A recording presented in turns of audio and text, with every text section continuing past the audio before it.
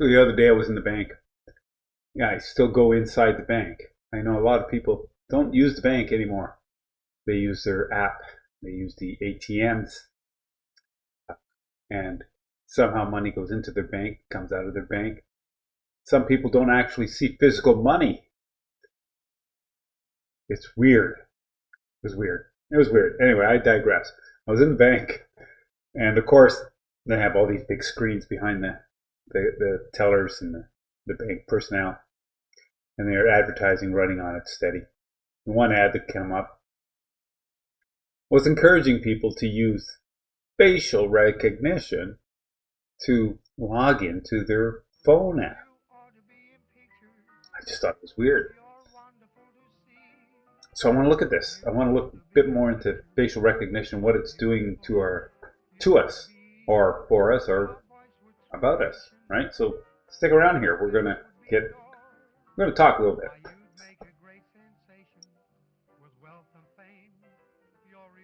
Why does it seem like the more online security that you need, the more data you have to give up? I mean, corporations, especially like the bank, and the bank is what kind of got me going here, and financial institutions, that they're steering people toward biometric, but they're selling it as convenience and security. Like when I was in the bank, and like the bank, they even say this: say passwords require you to type biometrics, use your unique physical traits to let you quickly sign in with your fingerprint or facial recognition. Whatever you choose, the app has built-in security features to help protect your information. If you want to protect my information, don't take my information. I mean, we were doing just fine with anonymous internet. We were doing just fine. I mean, people would go on their internet settings and, tick the little boxes, don't allow this type of site or that type of site, child protection, all this different kind of stuff. Do we really need to give up all our information in order to protect it? So if you use these apps, if you sign up for these apps, you're just giving your face and your fingerprints right to the corporations that are willingly selling it to any other authority that asks for it. They don't even have to sell it. You just give it away. It's just a crazy kind of thing.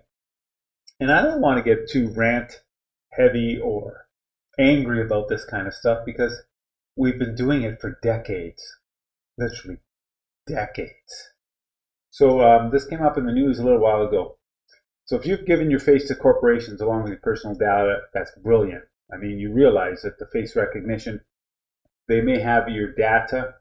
They may have already had your data, your phone number, your address, your next of kin. They've got all that information because they've got your social insurance number. That's what they call it in Canada. I guess it's your social security number. What do they call that in the United States? Is that what it is? Social security number. They've got all that already. They've got all the information on you, but they don't have your fingerprints unless you've been arrested. They don't have your picture unless you've given it to them. And guess what we have? We've done all this stuff. We give it to the company we work for so we can have our pass card. We've given it to the municipality or the city so that we can get a bus pass. We've given it to the Ministry of Transportation so that we can get a driver's license. We've given it to the government to get a gun license. We've given it to Ministry of every time you turn around, you need a photo ID for something. So recently, the Edmonton Police Service Board conducted Canada's first live pilot of body-worn cameras equipped with AI facial recognition. In December 2025, partnering with Axon Enterprises and facial recognition provider at Coresight AI. The trial involved approximately 50 officers scanning faces in real time against a watch list of 6,341 individuals flagged for serious offenses like what? safety risks, or outstanding warrants. I mean, I can just imagine how little coercion it would take for the powers to be to coerce these corporations to give up this data, like the Police Services Board, to give up this when, the police arrive and start walking through a crowd at, say, a protest or demonstration or a rally. Not like it hasn't happened before. You can remember in Canada, in 2021, they had the big truckers rally where the Canadian government seized the bank accounts of like 10,000 Canadians who had, donated money to help the cause. How did they know that they were doing it? They saw the bank transfers because the banks gave up your information. The banks are protecting your privacy and they give you up to the government. Congratulations. This is how we live now. But I don't want to get into this kind of stuff, right? But that was before the facial recognition. So now we've got cameras on every block. And they're seeing everything that we do, everywhere that we go. See, my fear is that it's already too late. See, our culture has already published our images all over the place to gain access to services, jobs, licenses, permits, all that kind of stuff. So, really, I'd like to know what people think about this. I sure as heck don't have any solutions. I mean, really.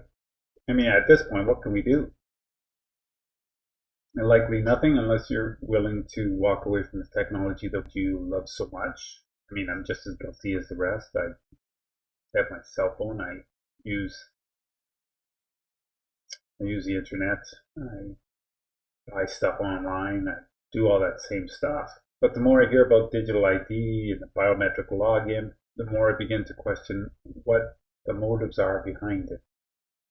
These corporations are really concerned about our privacy. Perhaps they should stop taking our information. That's all I got to say. If you got comments on this, I'm interested to hear this. And this is the kind of stuff I want to talk about live. So if you're interested in this kind of stuff, please leave a comment below. Let's see if we can get together and talk more about this kind of stuff. I know it's not Linux stuff. But if you've gotten onto Linux for privacy, we're still giving it away. When it comes right down to it, government doesn't take anything from us. We actually give it to them. And I'm just saying the government, but it's not really the government. It's just, this is how our society works. It needs your compliance. The system needs you to participate. And we do this willingly. So when they ask for a photograph, when they ask for an address, when they ask for a next of kin, we just submit. And maybe that's where we have to start. And it's not by simply saying no. I don't think that's the answer. But the answer is questioning when they say, do you have some ID? It's questioning, what do I need the ID for? I'll give you a story. So back when you couldn't go into stores, remember that time? And we had to park outside, put a cover on our face, and wait for them to bring our purchases out from the store. And that was that. And I'm going to say the story. I'm going to tell you it was at the Princess Auto. And I bought a big jug of hydraulic fluid and a couple other little things. And I show up there, and of course I text that I'm here and what my number is. They bring up my order, and when they get to my truck, they say to me, the woman, do you have any ID? And I said, do you have any ID? She says, I don't need ID. I said, sure you do. I don't know who you are. You're asking me because you don't know who I am, and I have to prove that this is the stuff I've already paid for. And it just, when you start really thinking about how this stuff logically works, it doesn't. It shattered. It blows my mind. that we can just easily consent. Anyway, the woman ended up refusing to give me my stuff. But I said, it's too late. It's out of the store. It's now mine. I paid for it. And it's in my possession because it's not in your possession. So what are the odds? And this is it. What are the odds of somebody hacking my email for hydraulic fluid? Like they need hydraulic fluid? Like they're going to sell it? Like, who goes through that much effort to steal a bit of hydraulic fluid? Nobody. So what are the odds of somebody else coming to pick up my order and have my tag number and know the location and be in the same city? And it's just crazy. So, just start to use your head when you're making these decisions. Do I need photo ID? Yeah, you just might. You just might. I mean, I understand how the side thinks when they're wanting you to have photo ID, for what reason. But how did our society survive all these millennium without it?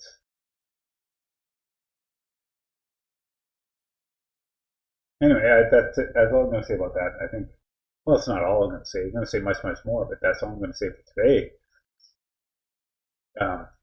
Yeah, it's you got to have something to say about this. I mean, have you been duped into giving more information to an organization than they need? You might have. I know I have. We're all human, right? But, if you can't find it, what are you going to do about it?